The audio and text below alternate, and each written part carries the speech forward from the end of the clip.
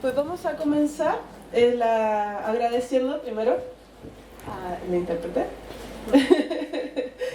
que está aquí con nosotros, nos va a estar ayudando. También agradecer a la organización del Pitchy Fest, que siempre amablemente nos hacen un espacio para poder compartir la experiencia, también sentirnos como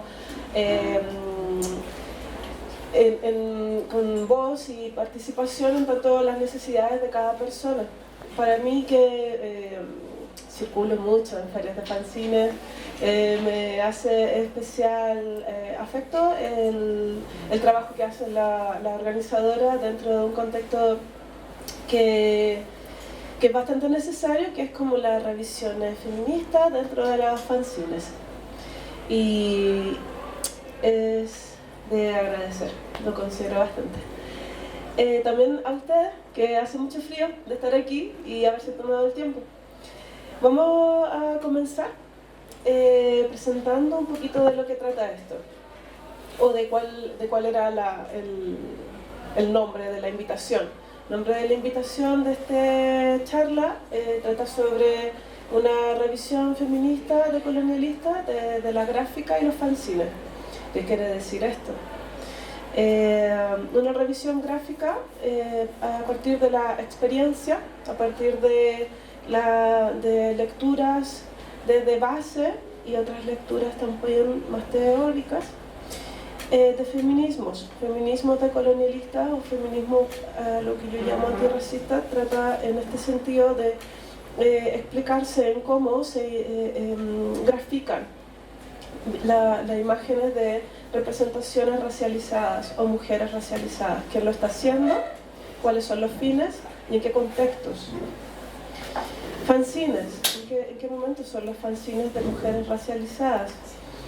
Y yo quería también hacer un acercamiento conectada a lo que está aconteciendo desde el lugar de donde provengo, que es Chile, hacia la situación que se está viviendo para las personas que habitan este territorio, no tan solo gente de Chile, también mucha gente inmigrante, que está siendo afectada por los medios opresivos que está llevando el Estado ciego, sordo y mudo, a la necesidad de dignificación de la vida. Entonces será un poquito de ambas contextos, ¿okay? Una pausita técnica. Entonces voy a seguir sin micro. Acá también se está más calentito. Quien no me escuche puede acercarse más para acá. Voy a intentar así como llevarlo como a este volumen. También cualquier cosa, si no se entiende, yo estoy teniendo problemas de sordera últimamente y de verdad que yo no escucho mucho. ¿Está bien? Hablo más fuerte. Para más, a veces no entiendo lo que dicen cuando converso. Entonces, yo quería comenzar desde esta mini presentación, ¿no? Mini cápsula. Vamos a hablar como de un contexto de cómo he estado experienciando tanto personal colectivamente las revisiones de los formatos fanzines. ¿Fanzines? ¿Se entiende lo que son fanzines? Fanzines son revistas fotocopiadas hechas por los autores, con temáticas que van desde algo muy personal o algo que se quiere atender como una afición. Fans quiere decir fanáticas, seguidores, cine, magazine. Fanzine, fanzines de seguidoras o aficionadas o fanáticas. Ahora, esto histórica, una revisión histórica, para mí se me ha hecho que vengo de Sudamérica. ¿Puede ser un poquito más alto? Sí, igual acá también queda necesitito, vénganse para acá, está calentito. Y vale. Sí, pero puedo repetir, fanzines trata... Bueno, que hemos seguido hasta aquí, pero... Sí, voy a hablar más fuerte. Perdón, ¿puedo apagar esta luz? Sí, o también lo podemos dejar acá. Vale, sí. Y si se apaga también. Vale.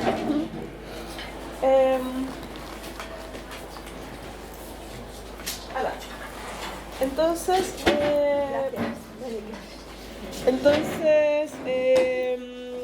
explicando un poco también de esto de qué formato no está así convergiendo ahora, ¿no? Lo de los fanzines, la gráfica. Quería considerar también como cuál era como el por qué he decantado en estos formatos. Yo también vengo de, como le explicaba, de Santiago, vengo de un contexto en el cual nací en dictadura, se me ha hecho, he comprendido la dictadura como un proceso comunicacional, no me ha tocado vivir la parte más dura, que vendría siendo como la del expolio como cultural directamente. Yo he vivido el residuo, ¿no? El cuando se quiere poner multicolor a algo que es totalmente blanco-negro, como tapar un poco como lo crudo con teleseries gringas o pues consumo trash, ¿no? A mí como haber nacido como en esta dicotomía de lo que quiere decir una realidad blanco-negro a una ficción de cultural, de cuatricromía, me choqueaba bastante, porque mi asequibilidad cultural era realmente ese blanco-negro fotocopiado. En tanto te ofrecen cosas que eran de súper color y para mí eran como ficciones o algo que no me pertenecía y algo a lo cual yo debería aprender a aspirar para cambiar este antes y después. Entonces, si bien también el ánimo cultural en el cual me he ido creciendo, como cultural quiero decir, cómo nos relacionamos, cuáles son nuestras políticas cotidianas de consumo, de lectura, de creación, tenían estas formas de residuos del temor, del terror, a la opresión por alzar tu voz propia, tu propia opinión. Podían ser repercutidas, oprimidas y aprender a hacer como resguardo a lo que puede ser como represaliado también es algo que culturalmente me identifica bastante. Digamos que podría explicarlo como una autocensura en prevención. ¿Se entiende un poco? Me llamaba mucho la atención que esa autocensura para prevenir como ciertos temas podían ser en otros casos ya en un salto adelante. Por ejemplo, cuando tú creces en estos formatos dictatoriales, como que esperas que tu familia y un poco como que te anime a tirar para adelante y tener menos temor. Pues no, al contrario. Hay una asimilación entre mucha gente que hemos vivido estos contextos para atemorizarnos más sobre lo que quiere decir, pues, poner tu voz propia. Entonces, para mí siempre ha sido como un proceso de inspiración, el hablar sobre como las herencias del terror cultural. Entonces, los medios masivos para mí eran, como les explicaba, yo crecí mucho con esta ficción occidental de consumo, de libertad de expresión, de poder hacer lo que tú quieres porque te esfuerzas y lo vales. El éxito de la casa propia, el éxito de la familia constituida hetero, todos estos formatos, ¿no?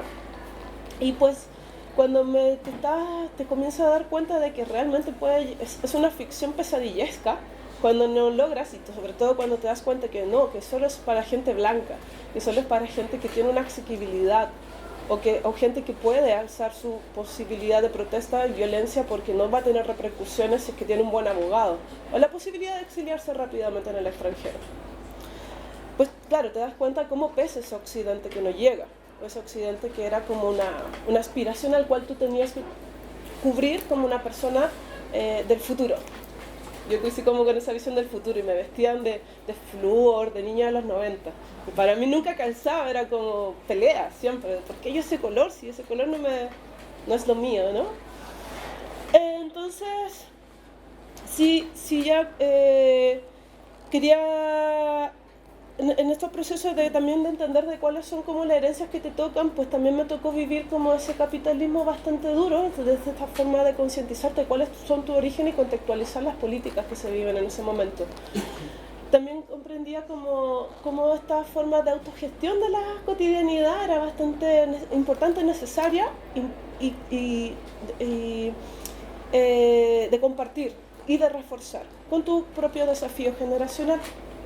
Las soluciones de mis antepasados no eran las mismas que yo tenía que llegar a solucionar, ¿no? En tanto, comprendía bastante fuertemente que la comunicación era una plataforma de desafío. ¿Se entiende cuando hablaba sobre la autocensura? Ese era un desafío, es como hablar desde la autocensura. En esto me cruzo con cuando te das cuenta de que toda tu familia está queriendo como sacarte de esa forma que ha crecido económicamente y que ha reforzado su espiritualidad en base a esa economía. Te das cuenta de que sí, que también crecieron en el sueño capitalista, ¿no? En el emprendedurismo, el ser tu propia jefa o jefe.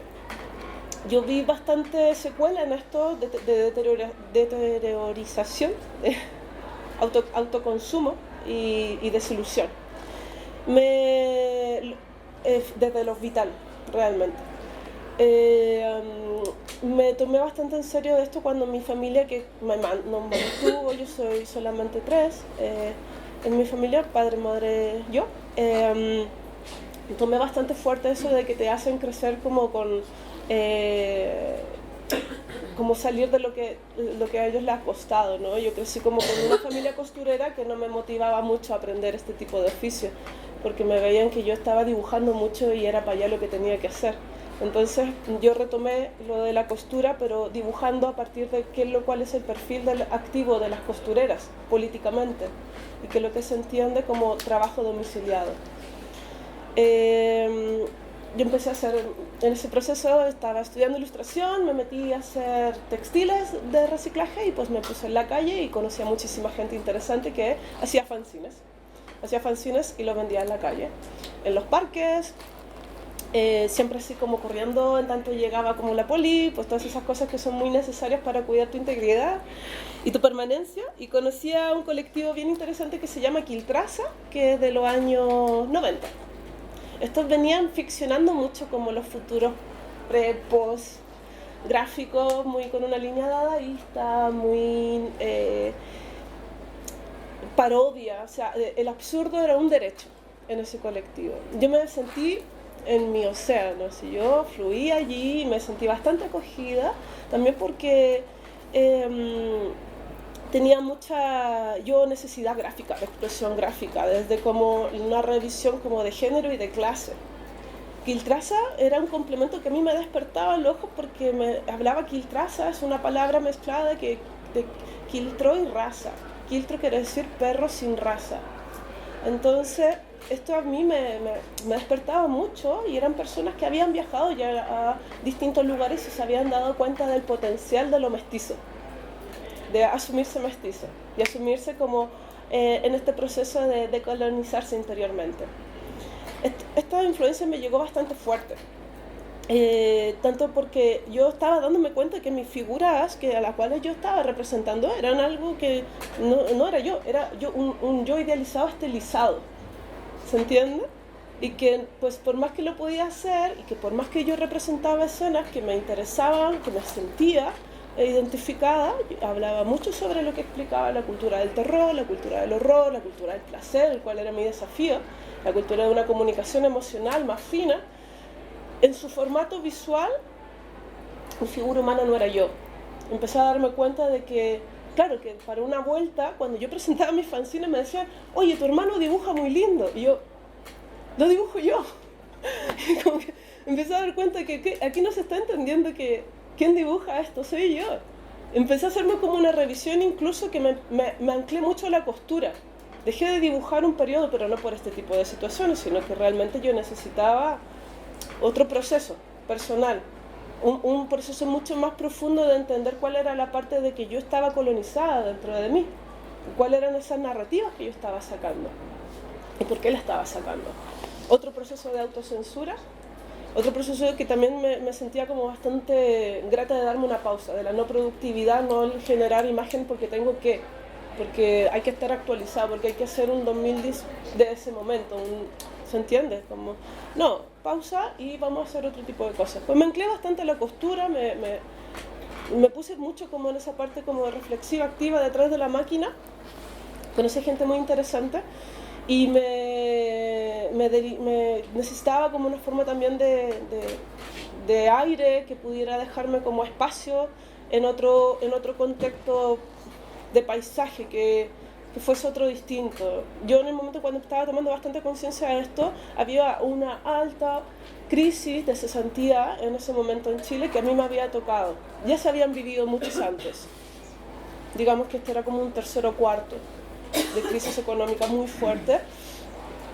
Y yo lo necesitaba vivir en otro contexto, no de una forma, de un aspiracionismo de que, bueno, me voy a mover y voy a tomarme un vino y pensar en la ventana lo que está viviendo el mundo, ¿no? Era como vivir de otra manera y ganarse la vida en otro territorio tal cual lo hace la gente de esa localidad.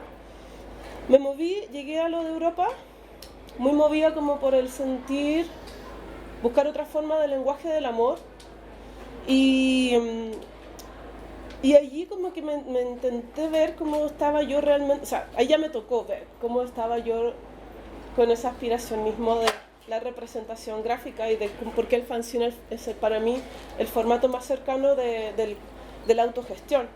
Y me fui así a otra deriva. Empecé a hacer tiendas de acampada, libros, fanzines de tela, mezclé estos dos formatos, el soporte textil, el soporte papel. Empecé a hacer eso, como le explicaba, libros de acampada, libros, o sea, tal cual, libros de acampada, libros donde tú, para leer, tienes que tumbarte. Realmente me afectó mucho cómo estaba leyendo, cómo yo me estaba leyendo y que quería realmente hacer como un público crítico hacia la lectura. Y pues ya me salté a la pedagogía. Entonces, para poder explicar estos formatos de por qué ya a veces no tenés que estar produciendo tanto, sino que hay que ayudarnos a comprender qué nos están ofreciendo como imágenes, como consumo visual, como consumo de conceptos también. Me pasé como a los procesos colaborativos de arte, a la publicación colectiva, por allí ya pueden ver, donde pues comencé a participar con distintas personalidades. Ya estaba colaborando también en Chile con autoras y autores que escriben y yo dibujaba, por ejemplo.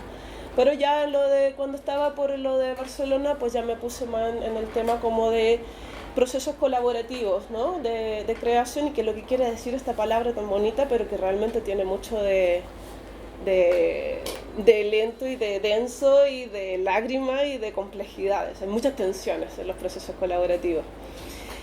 Y es bastante interesante porque se conflictúan muchos puntos de cómo entendemos la pedagogía, cómo entendemos los consensos y cómo entendemos cuáles son las economías que nos están dirigiendo para estos fines que vendrían siendo como, para mí los fanzines son botellas al mar. Son limitados, hay un público, tú lo lanzas, puede que lleguen y ya no existen más. Efímeros, son efímeros. Entonces, en tanto como las pedagogías que se me estaban acercando y las posibilitando en ese momento, pues tenían que ver como con fondo autogestionado. Yo he realizado muchos talleres, muchos procesos también colectivos, colaborativos, desde la autogestión y otros financiados por fondos públicos estatales destinados para cultura o educación. Esto me ayudó mucho a entender de que otra vez yo estaba viviendo una forma, cuando yo estaba desarrollando esto como profe, presentaba mi metodología de resistencia, el fanzine como un soporte de lanzar al mar, de una voz personal, comencé a entender de que sí, había aquí como un otro conflicto que pasaba por entender qué es lo que entendemos por economía y quién tiene acceso a ese entendimiento, quién tiene acceso a hacer la memoria. Entonces yo empecé a entender que el archivo y quién respalda el archivo y qué es lo que entendemos como archivo era el desafío que me estaba tocando acá, a mí como una persona que está conceptualizando temas, que está generando formatos y que está desarrollando metodología. Que esto no se me había dado gratis, que no me bañé y de repente dije, wow, esto lo puedo hacer. No, era poco a poco y con muchos saltos y muchos conflictos que resolver tanto en colectivo como personal, ¿no? Empecé a entender de que las crisis acá ya estaban pasando, que me di cuenta también hace mucho tiempo, que ya estaban pasando pero en otros niveles. Cuando entendemos que las pedagogías pues viven una crisis es cuando estamos asumiendo que tenemos que hacer todo por amor a un oficio y que nos están precarizando cada vez más, que están, por ejemplo, utilizando formatos mucho más abaratados para decir, bueno, no hay dinero para esto, pero te podemos mantener en una línea mediocre de esto y tú agradécelo, porque estamos manteniéndote. Y es como, no, Cuando hay crisis no trata de que quien está ejerciendo esa labor pedagógica o metodológica tenga que estar comiendo menos, teniendo menos vida sexual o teniendo menos vida de diálogo o conflicto. Es simplemente que aquí hay algo que está alterado en su repartición, que equitativamente no se está repartiendo las cosas por igual. Y no tendríamos por qué estar, por ejemplo, proponiendo, estoy hablando en términos institucionales pedagógicos, ¿vale? Para que nos veamos en esa plataforma. Cuando estamos trabajando en trabajos precarios como profesora o profesores que hablan sobre procesos artísticos como una reivindicación también de una voz social crítica, no podemos por qué tener que estar abaratando el soporte como justificación publicaciones fanzines fotocopiadas. Esto es resistencia. Cuando estás haciendo publicaciones que hablan sobre logos corporativos o temáticas banalizadas y te quitas el conflicto de encima, eso no es un fanzine, eso es un catálogo del supermercado y puedes limpiar la caquita del perro. Entonces, comprendo mucho la situación. No es un asunto que estamos viviendo aquí aisladamente de allá, su globalización se entiende como un neoliberalismo y tristemente quienes están viviendo esa repercusión o esa represalia es en una sanción económica. Vienen siendo las pedagogías, la gente que trabaja en ámbitos como legislativo o en ámbitos artísticos. Hay que tener atención con eso, porque cuando estamos hablando de soportes que están siendo ahora cada vez más populares, también vienen de otros formatos que nacieron en otros orígenes y que tendrían que tener como ese mantenimiento. Ojalá. Ahora, en estos últimos momentos, en el cual me he encontrado como activista, profe, artista, ya con un poco como todas estas líneas, las cuales he estado contándole, de las cuales me he estado nutriendo y desnutriendo y otra vez nutriendo, han venido también derivados a los intercambios que he podido estar haciendo. Y hay aquí un compendio de fanzines y también puedo irles explicando lo que he estado compartiendo en otras ferias de fanzines, en charlitas, en talleres. Y el último que compartí y que realizamos, me gustaría compartirlo con ustedes también, que trata sobre un fanzine que realizamos en México hace 4 semanas atrás con un encuentro que se llamaba Instituto Latinoamericano de Sexualidad y Política. Se juntaron distintas activistas de Latinoamérica hablando sobre comunidades trans, indígenas, activismo e intersexualidad en términos legislativos y médicos, embarazo prorrogado, distintos temas. Cada una proponía un tema en el cual estaba activando desde hace años. Yo propuse hacer un fanzine sobre la violencia política sexual. Que eran, esto en un manifiesto se expresó hace 2 semanas atrás desde el perfil de internet del grupo de mujeres sobrevivientes siempre resistentes, que son mujeres que han vivido tortura sexual, política en dictadura en el año 70 en Chile. Ellas aún están unidas. Ellas están haciendo un manifiesto sobre la visibilización de las violencias políticas sexuales para que la gente que vive esto lo pueda denunciar en Chile ahora, para que se entienda un poco lo que está pasando en Chile. Hace 3 semanas atrás, 4, perdón, en el 16 de octubre, entre el 16 y 18 de octubre, entre paréntesis, me gustaría poder hacer una síntesis en tanto lo que también he estado comprendiendo de la situación desde mis diálogos personales con gente que está viviendo allá. Yo no estoy viviendo allá, puedo hacer algunas esencializaciones, voy a explicar esto porque para que se entienda, no vine ayer de Chile, estoy acá hace 12 años.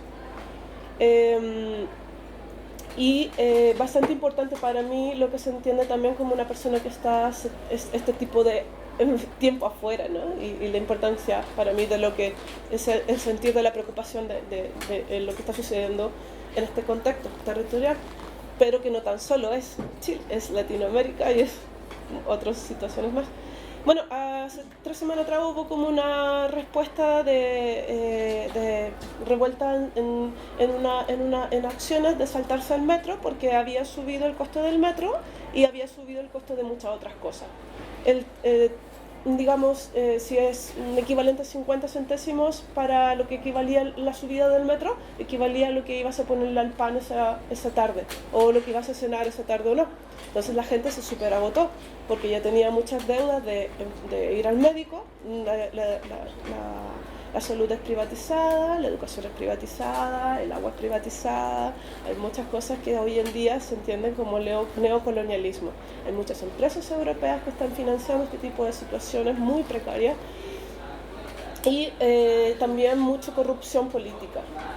En tanto, ya entre esto que estaba sucediendo largamente durante todo este, digamos, post-dictadura, que no lo es, o sea, post-dictadura, que no lo es porque post significa algo que ha superado, y no se ha superado nada.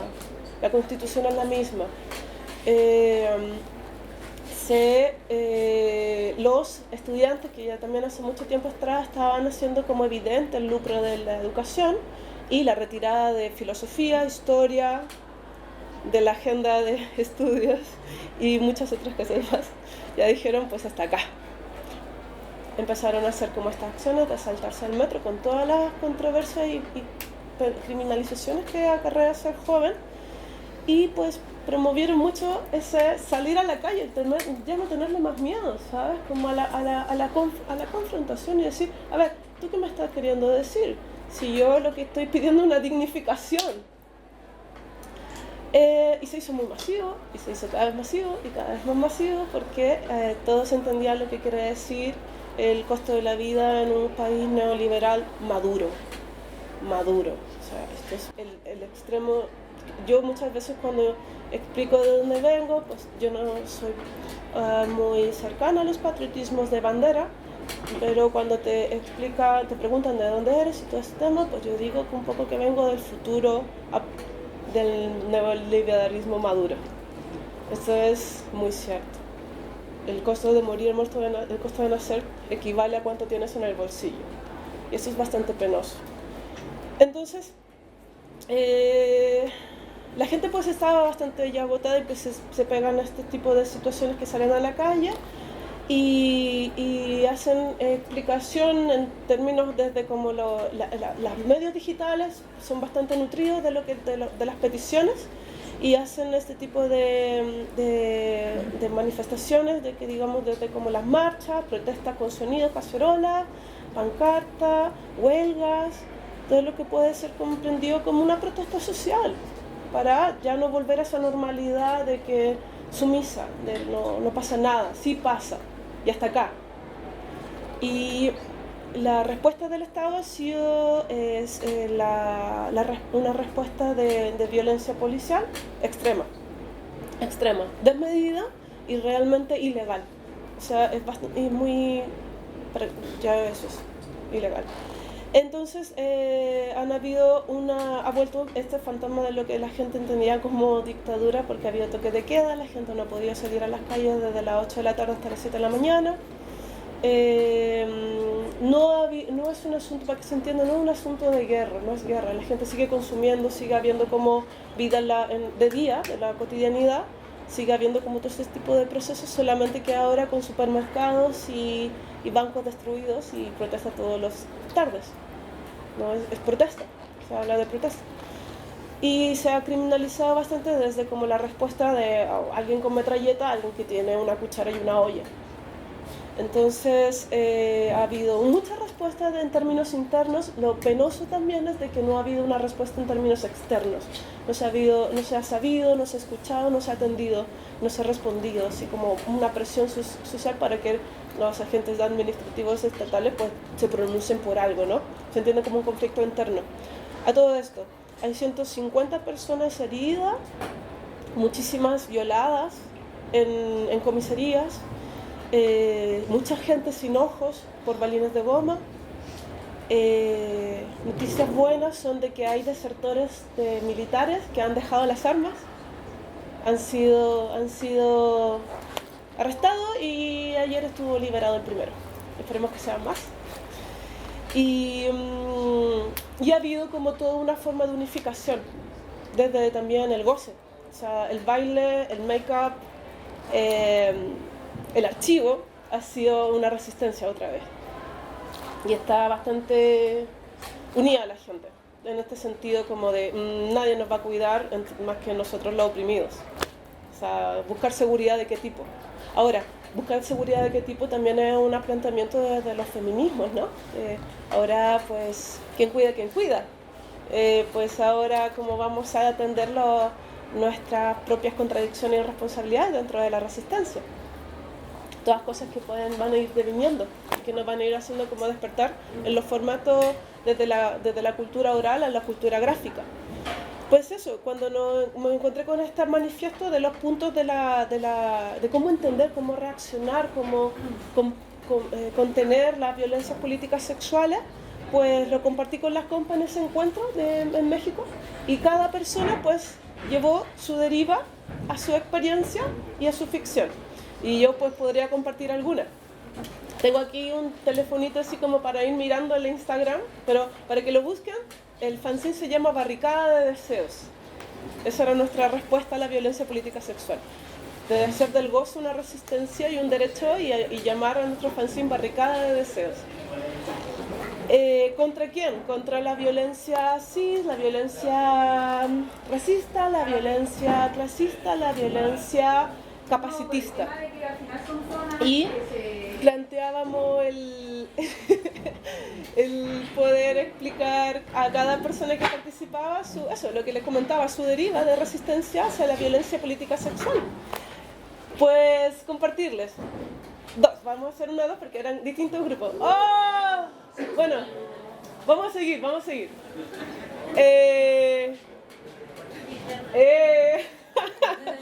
Ahora sí, desde como te preocupa. Seguimos, no hay problema, seguimos. Entonces, una experiencia que me parecía muy necesaria de compartir era como la experiencia de una compa que andaba en silla de ruedas y ella explicó en su grupo, porque hicimos mini grupos, habló en su grupo, hizo un fanzine sobre cómo le entendían, cómo apreciaban su vida sexual andando en silla de ruedas. Entonces ella decía que su estigmatización social era de que ella, en vez de tener una pareja, la entendían que era su hermano. Entonces, ¿a dónde iba?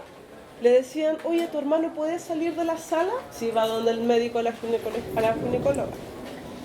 O iba a comer y le decían, bueno, ¿tu hermano quiere sentarse al lado tuyo o al frente? O sea, ella no podía ya tener pareja. O sea, ella la limitaban, era como un ángel. Eso era otra visión.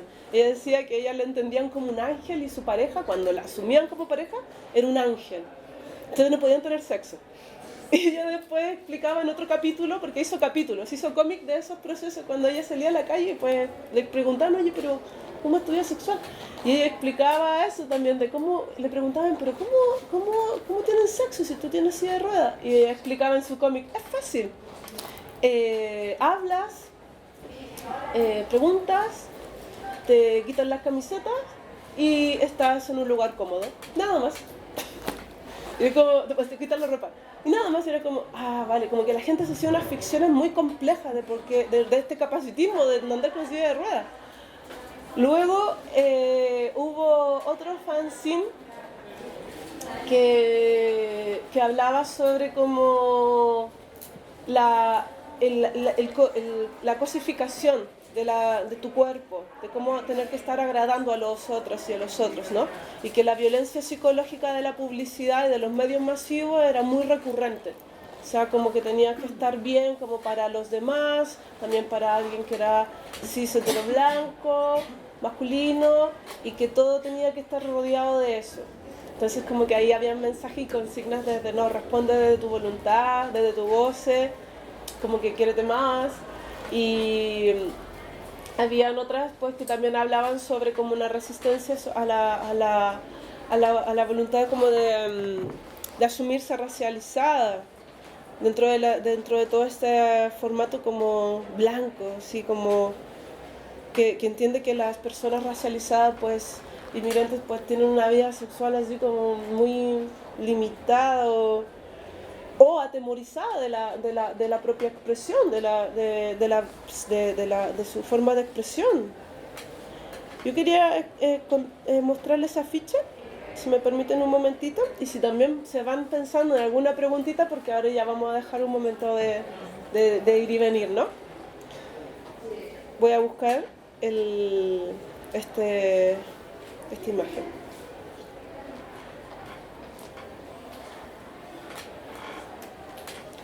Pues hay una ficha, sé que sea este de acá, se ve pequeñito, pero ya lo puedo ir pasando por ahí, que dice: ante la violencia estatal y machista, resistencia disidente y feminista. Es como una mujer indígena que valga a este taller. Nos dimos cuenta que hay muy pocas imágenes de mujeres racializadas en las revistas de moda. Y pues él lo puso como una pañueleta y unas cejas, relacionándolo como con una activista trans chilena que se llama Hija de Perra, como hacer como una mini hija de perra de otra forma. Y pues eso se trató, ese encuentro, taller. Este es el Instagram del formato taller. Y ahorita pues las plataformas también de lectura, o sea, esto es un fanzine que quedó en lo de México y que se transmite digitalmente por soporte Instagram. Pero lo que está también pasando ya en los soportes digitales es de que hay mucha focus a los medios alternativos. Se está criticando mucho directamente a los medios masivos porque son, pues, cómplices de muchas mentiras y de tergiversaciones de lo que se está sucediendo. Y se están haciendo como espacio, se habla mucho de metodología de los cabildos, de la asamblea, para poder hacer propuestas a un estado constituyente desde las bases. Se habla también mucho de poder explicarse desde las y los oprimidos para ese tipo de respuesta, de no volver a la normalidad, de no volver a eso que creíamos el occidentalismo, el éxito, que ya nos había bloqueado mucho de lo que se vivía, de lo que se quiere, de lo que se puede, y con mucho más atención a lo que se está asumiendo como también ampliamente hacia el extractivismo que se vive. Es muy degradante el extractivismo que se está viviendo, quienes lo viven desde como las empresas que generan polución y contaminación, pero no solamente hay zonas que se llaman zonas de sacrificio. En tanto hay mucha contaminación donde no va a parar para desplazar a la gente, y también el medio ambiente, o sea, es bastante degradante esta situación de la zona de sacrificio. Y pues una de las situaciones también que me gustaría compartir, ya como para cerrar un poco lo que estoy hablando, pero también para que nos conversemos un poco más, es de que dentro de las ciegos sordomudos que está dirigiéndose con el presidente del Estado de ahora, y es haber cambiado una sede del encuentro de cambio climático que se llama COP20 a España, específicamente en Madrid. Se va a realizar este encuentro que no se pudo hacer ahora en Chile por desórdenes públicos. Se va a hacer en Madrid ahora entre el 3 y el 15 de diciembre, y es algo que puede ser potencialmente un momento donde poder hacer como visible esta situación, tanto como la protesta que se está viviendo allá o el apoyo que se está sintiendo mucho en el exterior, que ojalá se pueda generar también acá, porque es acá donde se va a estar hablando del neoextractivismo y del colonialismo que se está viviendo en territorios excolonias.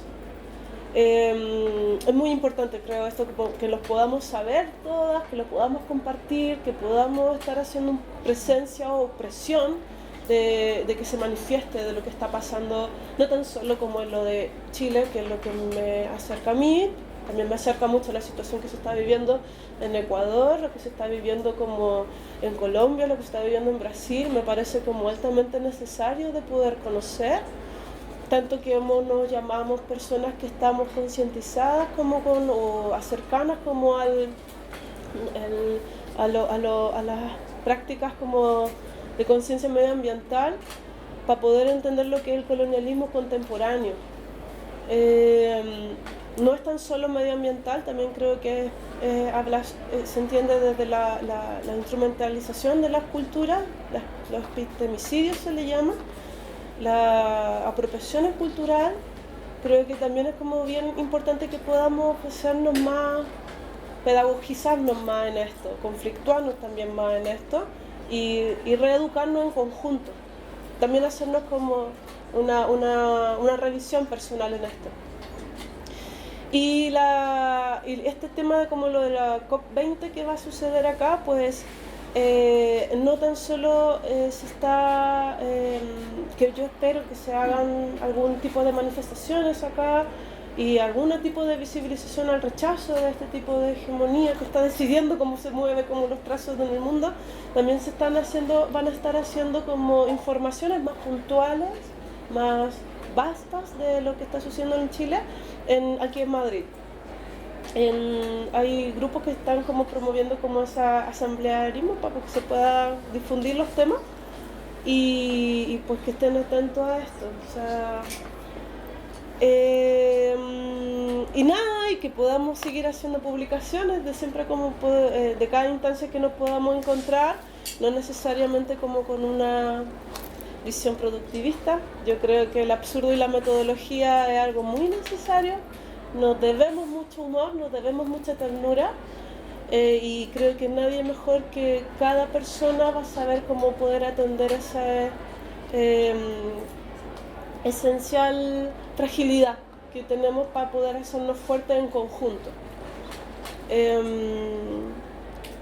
Yo dejo hasta aquí con esto que quería compartir sobre la publicación, las formas gráficas de activismo personal, colectiva, las pedagogías, antipedagogías le llamo yo a lo que hago, los formatos de que se están dando ahorita en estos contextos de neoliberalismo maduro y poder escucharles también a ustedes si es que tenemos algo que poder preguntarnos o aclararnos o informarnos, así como yo sabía de esto, o si alguien quiere poder compartirnos algo, ¿no?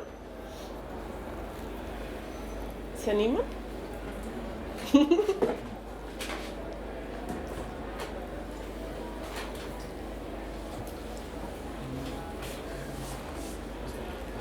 Me resulta curioso el fanzine que estabas comentando que habías hecho en tela, que habías dicho que era para leer tumbado. ¿A qué te referías? Porque yo me lo imaginaba como que un fanzine, pues papel extenso, lo puedes leer sentado en una silla y como quitarte de... o por dónde ibas, era por preguntarte. Leer tumbado como es una tienda de acampada, está sostenido en el suelo. La tienda está dispuesta en triángulo con soporte fijado en el suelo, y para tú leer lo que está en el interior, que son telas colgando, ¿ok? Tienes que entrar, tumbarte lectura para arriba e ir moviendo las hojas. Ahí se encuentra mucha gente que no se conoce. Dice, ¿puedo leer contigo? Vale, vamos a leer juntos. Entonces se juntan chick to chick y se ponen... Va de eso. Eso pues, como les comentaba, yo me meto como mucho en el mundo como de las costureras y en su forma de lingüística de lenguaje, lingüística de filosofía, que cuando hablan de surcirse, de reparar, de coser, también me gusta mucho el cortar, ¿sabes? A mí me gusta mucho esa filosofía de para allá, lo que nos sirve, ¿sabes? De reciclar. Sí, me gusta mucho como la forma de que pues cuando se hablan y reparan para los demás, como de la restauración. Me gusta mucho ese desafío, como conversando con otras personas que hablan sobre como activismo visual y de lectura, hablar sobre como una peste regenerativa, ¿sabes? Como de contaminar todo en una regeneración, y restaurar, como de asumirnos subalternas para saber lo que nos está faltando y lo que tenemos que recuperar, ¿sabes? No tener que asimilar la violencia, la hiperviolencia de la cual hemos venido. Entonces, me gusta mucho hacer como formatos cálidos, como blanditos, cálidos, que envuelvan con temas duros. Es que claro, es que si no, ¿cómo te va a contener, sabes? Si estamos hablando todo de hiperviolencia, crueldad, memoria del horror, necesitamos igual tener como un poquito de estar como contenidos, ¿no? Como un poquito de una fibra ahí que no acolche todo esto, procesar.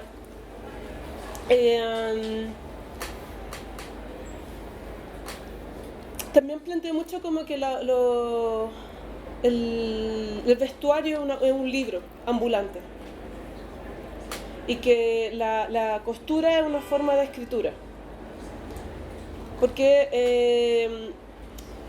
es esa parte para mí personalmente, de colonizarme interiormente ha sido parte del asumir que la cultura pictográfica es una herencia muy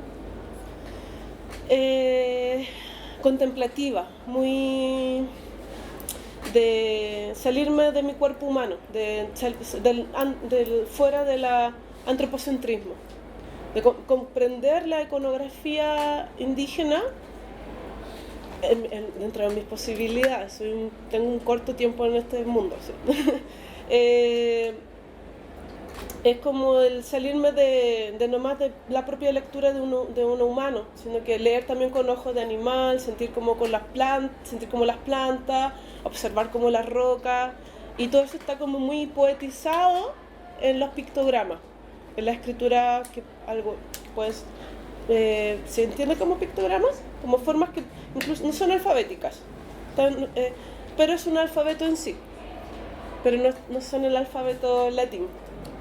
Y eso me choqueaba mucho cuando reaccioné, abrí esos ojos cuando se hablaba de lo que alguien tiene algo que compartir y quién no.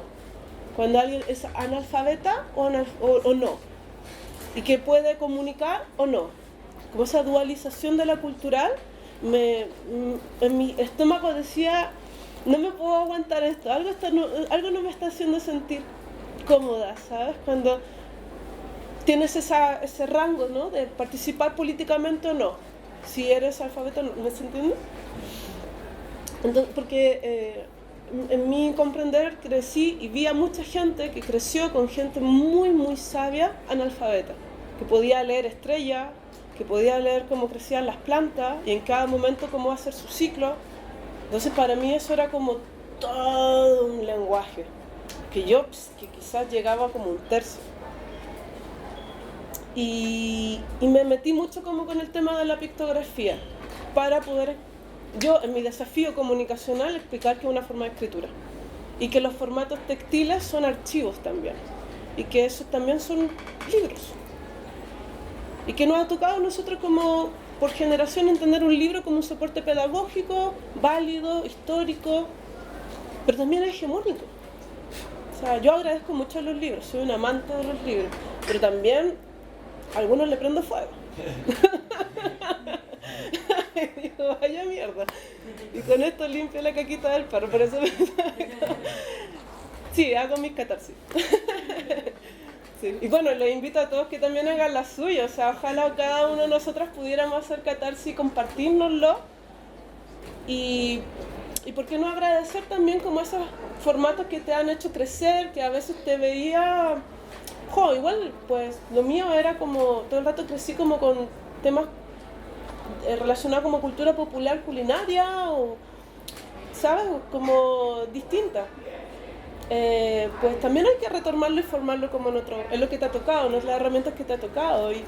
Y me parecen a mí como súper interesante y yo agradezco mucho como esas cosas que suceden, como que dice una tienda de acampada de libros así como con esto. Es como, yo no lo hice, o sea, yo lo reproduje. Mi abuelita yo lo había hecho. Mi abuelita hizo una tienda de acampada sola, así. Entonces como que yo hice como ese formato con otro que me estaba tirando, que era hacer un libro de tela colectivo. ¿Y eso? Y sobre el tema de los pictogramas, ¿cómo trabajas? ¿En qué línea los trabajas? Me interesaba mucho, por ejemplo, el ocupar... a ver, he pasado por distintos periodos. Uno de lo que... Sobre todo porque hay como muchas similitudes en cultura indígena que hablan sobre como los rangos de civiles de las FEM. Por ejemplo, la virgen, la casada, la viuda. Había una iconografía que como que se asimilaban, ¿no? Y como que eso ya me llamaba mucho la atención. O por ejemplo como ciclos de lluvia. No sé si se han fijado, pero en distintas culturas o en distintas como religiones hablan como de... ¿cómo se le llama cuando hay super inundación? El diluvio. El diluvio.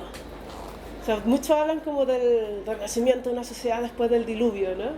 Es como, wow, así como... Y como también como las aguas, las formas geográficas, como la dualización también, esto como cuando se rompen las tierras y hay una lucha entre seres y se hacen las montañas y esto... no tan solo pasaba en una memoria, sino que en distintas memorias como de conciencia indígena, como visión indígena, pues aparecen estos temas. Me llamó mucho la atención desde allí, desde cómo se representaba como el comienzo o el apocalipsis, ¿no? Y lo que más actualmente me llama mucho la atención son como los que se entiende como dentro de la cosmovisión inca. A mí personalmente me abrieron como una perspectiva que yo cuando lo empecé a acercar lo abracé, así que wow. Que hablan sobre los duales. Dentro como de la cultura inca como gráfica, los pictogramas que hablan sobre escaleras o como cubos que van como en una especie de laberinto, hablan siempre como mira, ¿cacha la fino? Que no tan solo de una dualización, sino que hablan como de duales que se encuentran. Hay un icono para duales que se encuentran, duales que se desencuentran, duales que ascienden, duales que descienden y se cruzan. Y cada uno tiene como una iconografía. O sea que la dualidad no es tal cual entendida como dos, no más. Es como múltiplos de dos. Te rompen la cabeza, así que es como, wow, esto es muy fino, ¿sabes? Como, bueno, esa es la parte que a mí más me ha hecho sentir, me siento muy abrazada como con estas representaciones, porque también dentro de mi trabajo hablo mucho sobre el peso que tiene la dicotomía, el peso que tiene también dentro de nosotros la dicotomía hacia pues el asumirnos como seres que construyen o destruyen, seres que están como o conflicto o en tregua, o eso, la animalidad o lo cívico, o el hombre y la mujer.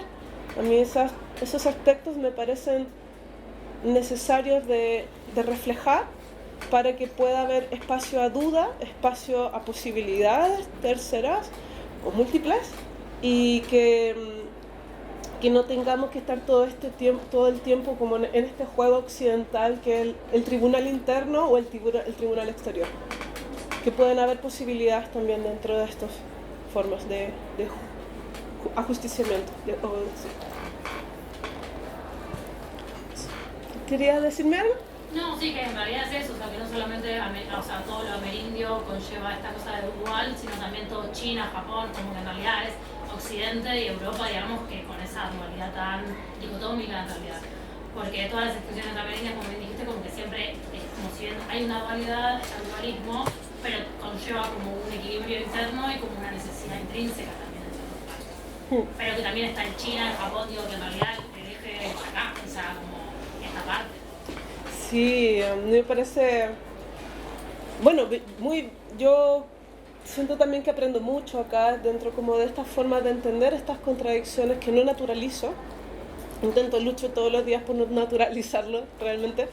Creo que muchas veces cuando hago metáfora del estar acá como creando con una visión desde allá, yo me siento muy agradecida de poder tener como ciertos tiempos de espacios para poder pensar en un más fino de mi individua para aportar a mi colectiva. Y eso trata pues lo que te comentaba de como comenzar con esta búsqueda más de como en amor, buscar otras formas de amor. Yo hablo mucho sobre la posibilidad de la violencia, explico mucho que tenemos derecho a expresarnos desde como las posibilidades de la violencia gráfica específicamente. La violencia verbal es uno de mis potenciales, por lo cual intento mucho cuidarlo y ser prudente en el sentido de que yo me siento respaldada de mí. O sea, siento que no hay nadie más fiel de lo que yo misma. Y no tengo que llevar a nadie a mi quimera. Por lo cual yo hablo y me represento a mí. Cuando represento como una colectiva, lo explico también. Estoy hablando de una forma colectiva y soy muy cuidadosa con las palabras. En tanto también me disculpo y disculpo. Y dudo y pienso que también, y hago sentir que también las personas pueden dudar de lo que puedan estar ejerciendo como un derecho, ¿no? Pero sí como que el puente de todo esto, de estar como en este aquí, creando como para un potencial de allá, siento que también tiene que ir en una maduración de comunicar las emociones, ¿no? Yo como artista no puedo desatender a mi presente, o sea, no puedo desatender que tenemos que todos comer en un momento del día algo caliente, que todos tenemos que tener un techo seguro y tenemos que tener un vínculo sano, dentro de lo que se pueda. Entonces, siempre estoy como en esas formas de como una mano para mí, otra mano para mi colectiva, una parte para mí y otra parte para los demás, ayúdate que te ayudaré. Y esas formas como que creo que son súper ricas como para poder abastecernos de un hackeo occidental, de poder entendernos de que ha habido un largo periodo que se llama colonia y capitalismo y patriarcado, pero la historia de la humanidad es mucho más grande que todo eso. O sea, el tiempo capitalista es así dentro de todo lo que ha pasado y que pues en algún momento va a hackearse a sí mismo y ya lo vemos y es súper bello ver eso, pero hay que tomar la cuidado y la atención es que equivale a estar viendo ciertos fines, que equivale como a saber estar con un ojo lúcido, ojalá con mucha sensualidad ante esto y podernos dialogar. O sea, yo agradezco mucho como poder estar teniendo estos espacios para podernos dialogar, podernos conflictuar y podernos pues actualizarnos, ¿no? De qué formato antes, durante o qué ficcionamos como los archivos que vamos a interpretar como un testimonio. ¿Para qué? Para que la injusticia no se repita. Y podamos ser más gozosos y más gozosos, claro. Bueno, ¿les parece si ya cerramos como esta instancia? Gracias por escuchar, por estar acá. Gracias a la organización. Y pues queda todavía festival ahí de fanzines, ¿no? A ver, todavía queda tiempo para intercambiar, para poder pillarse algo para su casa. ¿Sí? O por si le inspira a crear algo, ¿no? Nos vemos en el próximo Pichifest con fanzines de ustedes.